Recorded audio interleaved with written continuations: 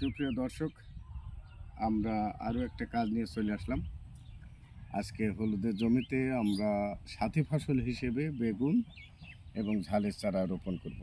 আপনারা দেখতে পাচ্ছেন, আসলে সংসার জীবনে কিনে খাওয়ার চেয়ে আমরা যদি কিছুটা পারিবারিক সাশ্রয় হিসেবে যদি কিছু ফসল আমরা করতে পারি, সেক্ষেত্রে দেখা যাচ্ছে যে আমাদের আর্থিক সাশ্রয়ও হলো এবং পরিবারের পুষ্টিও মিটলো।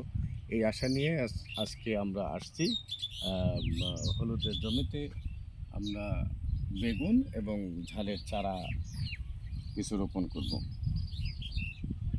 আপনারা জানেন যে অতি খরায় এবং বন্যার কারণে এবছর ঝালের প্রচুর দাম, প্রায় 400, কোনো কোনো ক্ষেত্রে 280, 320 এরকম হারে আর কি আজকে 1 কেজি ঝালের দাম বাজারে ওঠানামা করছে এবং বেগুনের দামও প্রায় 60 থেকে 70, 50 এরকম ওঠানামা করছে।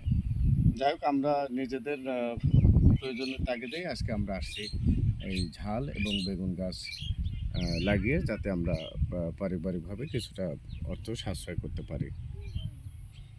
কিছুক্ষণ পরে আমরা সমস্ত মাঠে এগুলো লাগিয়ে দেব।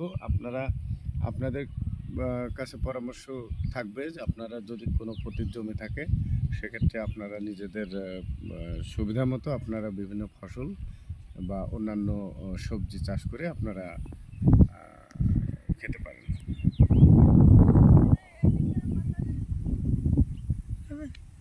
এটা তো